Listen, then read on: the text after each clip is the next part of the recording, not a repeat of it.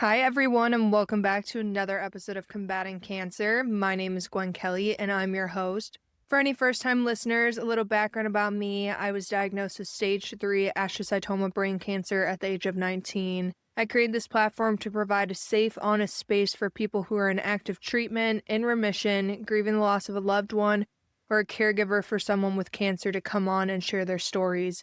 No one should ever have to go through this journey alone. Today, I'm especially excited because a few weeks ago, I had Johnny Hamann on the podcast. We talked about Hamann's helping hands and his experience as a family member supporting his brother through cancer treatment.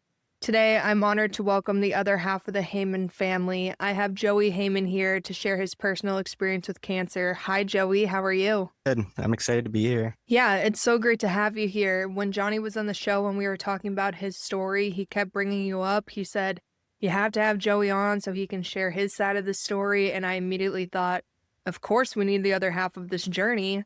Let's jump right in. Why don't you tell everyone a little bit about yourself and walk us through how you found out you were diagnosed with cancer? Yeah, so I'm Joey Hamann. Johnny's my brother. And we kind of went through a whole roller coaster kind of growing up. We grew up in Southwest Wisconsin and just did the rural things, went to school, played in the dirt. It wasn't till my junior year of high school is when I found out that I was diagnosed with a rare form of bone cancer. They call it Ewing sarcoma. That kind of hit us hard right away, but then we just kind of learned ways to combat it and tried to get through it as best we could. And here we are today. From what I remember when Johnny shared your story, you were an athlete on the basketball team and started having some pain. You went in to get it checked out and had an x-ray, is that right? Yeah, so actually what happened, it was more in my hip and groin area. It was right before the basketball season. I think it was just right after school started, honestly, but I had a summer job doing some heavy lifting and just kind of staying active. Well, I kind of noticed just a slight little ache. Got to gym class and just starting to prep for basketball season, and it just kept getting worse. But it wasn't like a serious pain. It was just an ache. And so we went to the doctor. They recommended some physical therapy right away. Did that for a few weeks and just nothing seemed to help. So we went back to the doctor, got some x-rays, and right away our local doctor, he's amazing. And he looked at him. He wasn't exactly sure what it might be, but he had a good idea. So he just referred us straight to Rochester, and we went up there, got all the tests, and that's when we found out everything was going on. What was your initial reaction? Obviously, you're young, you're athletic, you're in good shape, you're probably thinking it's a pulled muscle or maybe something that needs surgery, and then suddenly the word cancer enters the conversation. What was going through your mind in that moment? Initially, like at school, and then even through the therapy and kind of just the local things, I wasn't too concerned. It felt like an ache, like it just wasn't anything serious. And so I just kept going about just kind of staying active and things like that. But then as soon as I got referred up north, that's when it started. A lot of thoughts. You don't know what's going to happen. You don't know what it could be, but that was definitely on the high end of what it might be. So started getting worried, but I have good family, good friends that kind of keep us grounded. So we kind of tried to stay as level-headed as we could until we knew.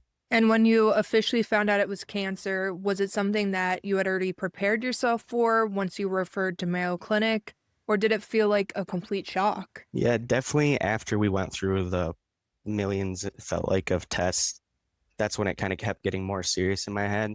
But the initial reaction from the doctor, like I remember it plain as day, just that moment. She said it to us, the news. It was terrible, obviously, but I just kind of froze. I wasn't scared. I wasn't mad. I just kind of froze there for a second until I looked at both my parents and they were losing it. And then that's when I broke down too. Isn't it interesting how when you find out, it feels like everything just stops for a moment, and then the second you look at your parents, it really settles in. You realize, oh crap, this actually happened. That's exactly how I felt. So right away, was it, okay, this is go time, let's make a plan? Or did it feel like everything moved faster than you could even process? By the time all the tests came out and we got the news, it was basketball season. So I was still on the team. Like I was kind of going when I could. So it's still active, but by the time we learned the news, that's when the doctors wanted stuff rolling right away. So it's like, can we just kind of push it back a little bit? And they're like, no, we need to get this going right now. So that's when it all just kind of started rolling. And it felt like fast at that time, just like everything kind of boom. I remember when I was first diagnosed, I thought there would be time to process everything, time to figure out chemo, radiation, next steps. And instead, it was, we already know the plan. You're starting next week. And you're just sitting there thinking, I'm still trying to wrap my head around the fact that I have cancer. Yeah, that's exactly how I felt. My mom's a nurse, so it's great having that like in my family, but I was not expecting it to just be that quick. Like they already had a plan and they're like, yep, we're doing this right now. So, did they bring you to the Mayo Clinic right away and start chemo, or what was the first step in your treatment journey? Yeah, I can't remember what Johnny touched on, but I don't know. My mom would know the exact dates of like when we kind of found out that my first treatment was, I don't know, like towards the end of November, December sometime. But I remember my second treatment ever was my birthday was the start date. So that's right before Christmas on December 22nd. I remember that for sure because we had a basketball game and they did a whole thing. My whole school did. The opposing team, they did a lot of stuff for me that night. So I got to go on the court, do that, and then we had to go straight to Rochester for that second round of treatments.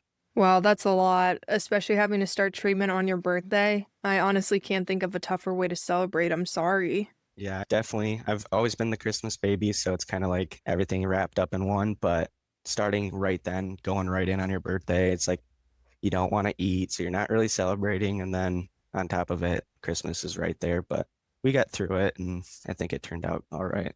When you were at Mayo Clinic for treatment, were you staying with a lot of the other kids around the same age? Yep, I don't know what their average was, but there's like two floors. So I was like a teenager, but I was still on the kids' floors. They have the whole like family areas and gaming areas you can go out and meet. Because the way my cycles worked, I was on a treatment plan for a 2 day certain chemo, and then I'd have like a week or I don't know if it was 2 weeks, some time frame of off, and I'm back home, and then I'd go for a 5 day cycle. So it was kind of a two, then a five.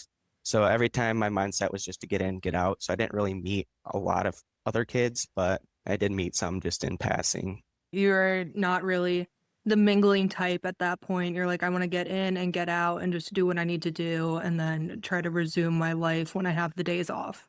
Yep. Like I said, we had a lot of family and then even friends like from my local area, they all came up. So I did spend time with them when I was up there, but just kind of getting to know the rest of the hospital. I just kind of tried to get through it. When you first begin treatment, some people are hit pretty hard right away with the side effects, like extreme nausea, vomiting, or feeling so exhausted they can barely get out of bed. Was that something you experienced early on? After that first treatment, my memory's a little foggy now, but I don't think I really realized a ton. And then it was going in for that second treatment right before my birthday is when I noticed it the day after I got to play on the court. And then my hair started, that was when it started to fall out. And I think from then on, it's like I was just like low energy, but I definitely had some vomiting and some other issues down the road. But initially, I don't think it really affected me. Like I was just kind of, oh, I'm a little less energetic, have a little less energy, tired. But other than that, I felt pretty much normal. So like initially, I just kind of tried to keep doing what I could.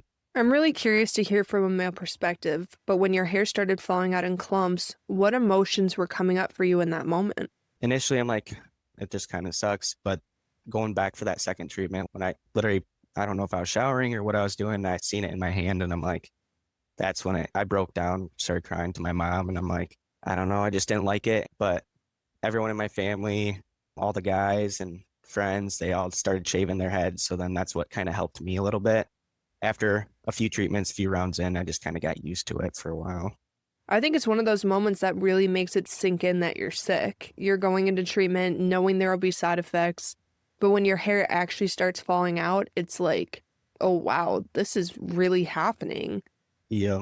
I think that's awesome though that your family members and friends and community actually started shaving their heads. I think that shows a lot of solidarity and I'm sure it made more of an impact than they even realized. Yeah, definitely. So after your chemotherapy, did you do any radiation or what was the next steps once that first round of treatment plan was done? Yeah, like I said, my mom, she knows everything about this whole plan, but I think if I'm right, I went through 14 cycles with the five and the two. And then shortly after I did. So what happened initially, it was in my hip area, and that's where the main tumor was. So they couldn't do surgery. So it was just the chemo, and then they were going to do radiation. But actually what happened is it traveled to my lungs a little bit. So we caught that. I think the chemo helped with some of that as well. But then I got a full body radiation one time, and then I got targeted radiation. It was definitely a lot shorter, and that was a lot easier, I thought.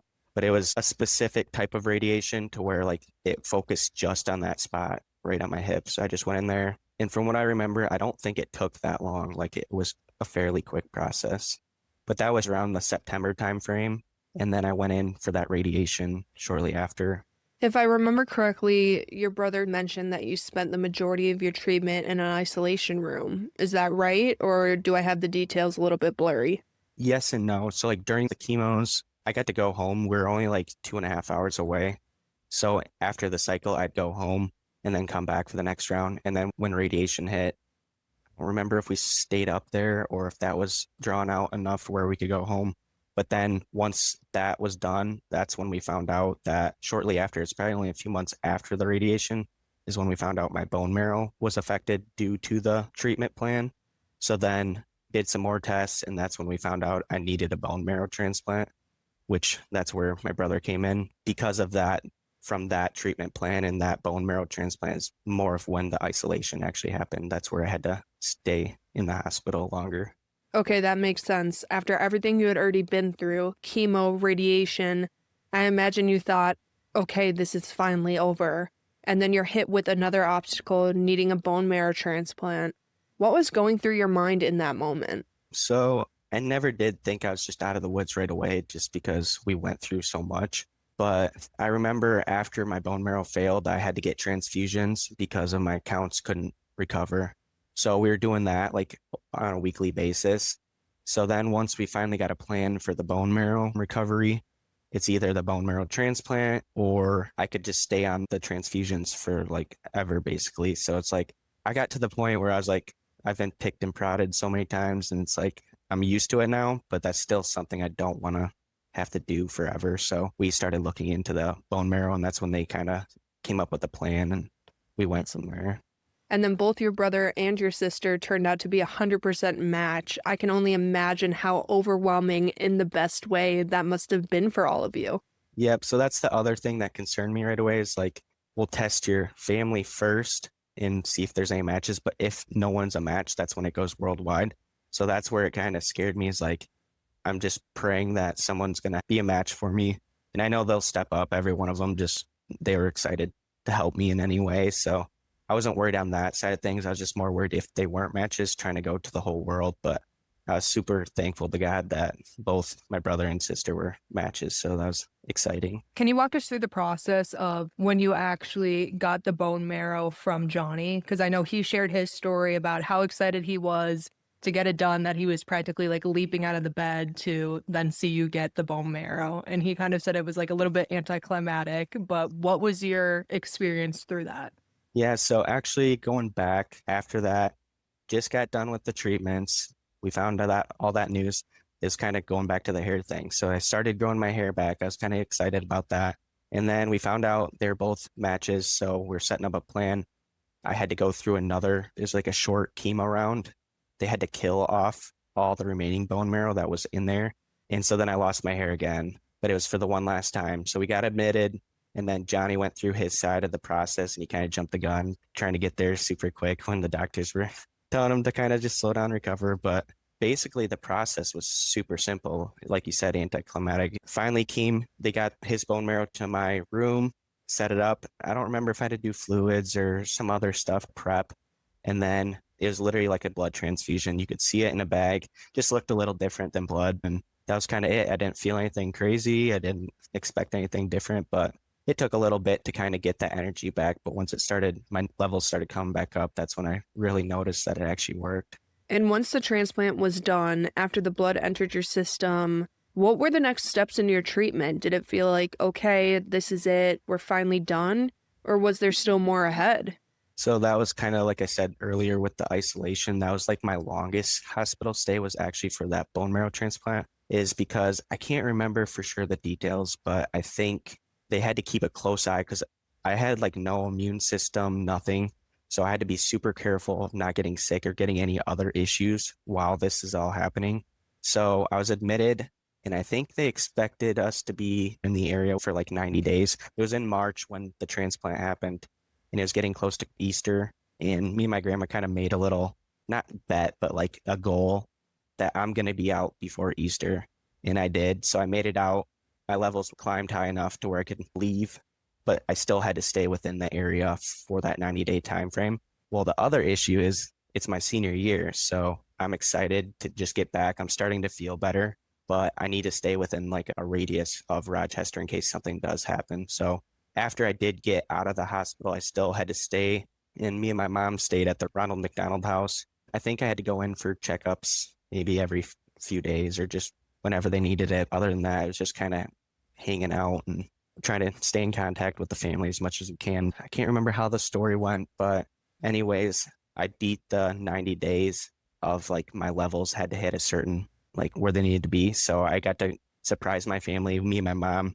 I think we called my dad and everyone else didn't have any idea we were coming home. So the doctors gave us the go ahead to come home. We surprised my family, and then I did make it to my graduation. So I got to walk down with the rest of my class. That's so incredible. I imagine being able to make that final walk at graduation felt like a really powerful milestone, almost like closing a chapter on your treatment. Is that fair to say? Yeah. Throughout this entire process, you went through so many trials and hardships. I'm sure there were days where you just broke down and wondered, why is this happening to me? But overall, what was your mindset like as you moved through all of it? I had some down days, but that's where I think family, praying, and then just friends and just even the community in general, even the hospital with the nurses, doctors, everyone was great. So just trying to keep that mindset. And the one thing I've told everyone, even through our foundation, when we meet these kids, the best thing to do is just smile. I've always been kind of a quiet person, just kind of like to take everything in. So I feel like growing up now, I kind of notice myself being like an observer. So I don't want to show others when they're already worried about me that I'm scared. So I just kept smiling. And I think that actually helped me and everyone else around me as well, just to stay positive. And like I said, my mindset was get through it, get home. And so I had hobbies, I had sports. And so I just always tried to focus like, I'm going to get back there. I'm going to do that. I'm going to have fun. As soon as we're done, we're going to get back there and have fun. We're going to see family, friends. And I think just staying positive and smiling was the best thing that helped us. Yeah, for sure. I think especially being an athlete, you were and I was too when I was diagnosed. There's this almost mind over matter approach. It's like, okay, I was dealt a really crappy hand of cards, and yeah, it can be frustrating because you want to have grit and not be boxed into what people expect from someone with cancer, especially at a young age. You face something I dealt with too, older adults saying, this is what worked for me, and you're like, okay, I'm in high school, I'm focused on graduating, on where I want to go to college, but somehow you maintain that positive attitude. And I think that's incredible because at such a young age, it's really hard. You're dealing with normal teenage challenges, but on top of that, you're literally fighting for your life and your friends are in a completely different place in their lives. I feel like you just kind of grow up a lot quicker. Like younger kids going through that sucks too, but once you're a little older in that stage, you just kind of grow up quicker. And I just think biggest thing was just the mindset. So my mindset kind of changed. Like I've always been a little scared to die. Like I just love living, love seeing family and everything. But now my mindset's kind of changed to where like anything in life could happen. And so you just got to make the most of what you have, stay positive, enjoy things. So now like the little things don't matter to me. So it's like people and these kids that we go and meet, like they have big obstacles they have to get over. So getting mad or upset about something small doesn't really matter anymore. And I think that's one good thing that I got out of it too, is just kind of knowing and staying positive about the things that you do have and the people you have around you. I completely agree with you. Having to grow up that fast is hard, but it also gives you a perspective that most people our age don't have. And in a way, you have to be grateful for that because it means others haven't had to face something like cancer. It really instills a deeper appreciation for life. And I totally relate to what you said about anxiety, being diagnosed with cancer, wondering if you're going to live or die, worrying about every scan. It's an incredibly hard way to live. That's why it's so important to stay grounded and lean on the people around you, your community, your faith, whatever gives you strength, because that's really what gets you through it. Yeah, definitely. Before we dive into Haman's Helping Hands and your role in it, I want to ask, what's the biggest piece of advice you would give to someone going through cancer treatment or to someone supporting a loved one who is? Something you wish you would have known back then? I definitely think, like you're saying, outside of their perspective, keep an eye on them and just try to support them in any way you can. But also, part of me, when I was going through it, I know so many people were like supportive and trying to help in any way they could. But also, sometimes you just need to like let them have their space, have their moment, but you want to keep a good eye on them. You want to make sure they're staying positive and just taking one step at a time. Don't get anxious over all the little things. It's a process for sure, but there's always steps to get through it, and just kind of keeping your faith and trusting God's plan and just keep moving forward and smiling. Smiling's my biggest one. Yeah, no, for sure. I just think it's amazing seeing the community really step up, you know? People become absolute prayer warriors. I remember getting all these texts from people I didn't even know, just praying for me, praying for my treatment, praying for my recovery. And sometimes it was over 200 people a day. It's just overwhelming in the best way.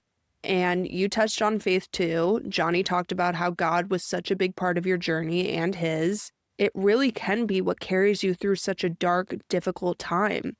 It's what gives you hope when everything else feels uncertain. So I want to dive into Haman's Helping Hands. I actually did an entire episode with Johnny about it, and seriously, this foundation is incredible. For anyone who hasn't listened to Johnny's episode yet, I definitely recommend going back. He explains everything about Haman's Helping Hands. But I want to hear your perspective. What was going through your mind when Johnny came to you and said, hey, I want to do this?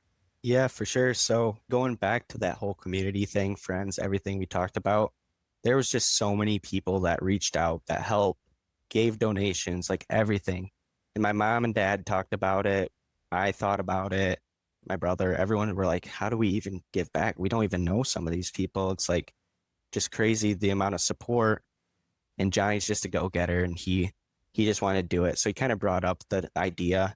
And I'm like, yeah, I kind of was thinking the same thing, but I just haven't gone anywhere with it. And he kept thinking on it and got some resources and some advice, and he just went for it. And he just comes to me one day. He's like, hey, I think we're going to do this. And I'm like, I'm all for it. So he kind of got the ball rolling, and I jumped on board. Obviously, our whole family, we're all for it, but he had some pushback on certain things as to how to make it official and everything like that. I was excited. I was like, I know you're going to be the one that's going to get this thing going. I had full confidence in him. And I think it's so amazing how you guys took such a difficult situation. You're diagnosed and you had to spend your birthday and Christmas in the hospital and turned it into something positive. The fact that you were able to say, hey, there are kids still here. We just want to make sure they have an awesome Christmas and some sense of normalcy is incredible. What's it like going back there now to that home turf where you were undergoing treatment, handing out presents, sharing your story, and being able to say, I was here, I made it to the other side? Yeah, I think mainly going back just for those follow-up checkups, kind of after everything, I got anxious going back to the hospital. It's like, what are we going to see next? What are we going to do? But now, especially for this event, I'm excited. Like it's so much fun. And then even a lot of the staff is still there. There's some that are retired, moved on, whatever. But even them, they see us and they know who we are, and they're excited as well. So I think it's awesome just going back, and I don't have any dread or regret going back, even though I had such a bad time there. The staff, the family, the support, everyone made it a good thing. So that's what we try to do with this event. We just try to make as many people happy in the situation that they're in, which kind of sucks, but we like to do it. Which is absolutely amazing. I have so much appreciation for people like you and your family who take a terrible situation and instead of shutting it away or pretending it never happened, choose to say, you know what? I'm going to take my story and do some good. I'm going to help people who are going through similar situations.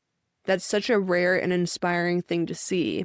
And honestly, the world needs more people like you in the community. Yeah, and I just think it's a great event and a great day. It's my birthday most days when we have the actual event, and I don't know what else I would rather be doing. It's pretty fun just to see, especially when they're like, yeah, but it's your birthday. And I'm like, yeah, thank you. But we're here for you guys. So it's just kind of fun spending it with everyone and the family and just kind of seeing if we can make any joy with them and their families. So, when I talked to Johnny, you were planning an event about 2 weeks before Christmas. How did that go? I think it went really great. I think it was a good turnout. We had some pretty big prizes to give out this year. That was pretty sweet. We got some ideas for next year already. So I think it's been good. And the hospital staff, they kind of helped set it up with us. And I think it turned out great. That's awesome. So, before we go, can you just tell all our listeners what is your life currently like right now? Post treatment, post everything. What are you up to? So I'm still kind of stuck on the mindset of just kind of living and being happy, but recently had a couple big changes. I got engaged last year and we got married this August. So that's a big change. Congratulations. That's Yeah, awesome. so it's really exciting. You'd think for a August wedding being super hot and humid, and we just had God watching over us. It was like a beautiful, perfect day. But yep, now I'm in the workforce. I've been doing that for quite a few years now as well. I got a nice job and just kind of staying busy and then just doing a lot of hobbies as much as I can because I feel like that's what kind of kept me connected during that time. That's great. Before we wrap up, is there anything you'd like to share with our listeners? Any final advice, thoughts, or messages you want to leave for anyone going through something similar? I just think if you know anyone going through this, just to kind of make sure you can have them stay positive and keep smiling and just keep their faith. Awesome. Thank you so much for being here today. I really appreciate it. Your story is incredible, and what you and your family have built with Hamann's Helping Hands is truly inspirational. The fact that you continue to bring smiles to children going through such difficult times is amazing. So again, thank you for joining us. I really appreciate you sharing your journey and your heart with our listeners. Thank you for letting me come on. All right, well, that's a wrap for today's episode of Combating Cancer. If you or someone you know resonated with today's story, please share it. Spread the inspiration. As always, my door is wide open. Whether you want to come on the show to share your story, have a business inquiry that fits our mission, or even just have a question or ideas for topics you'd like us to cover. Thank you so much for listening, and I'll be back next Wednesday with another episode. Until then, take care of yourselves and keep fighting the good fight.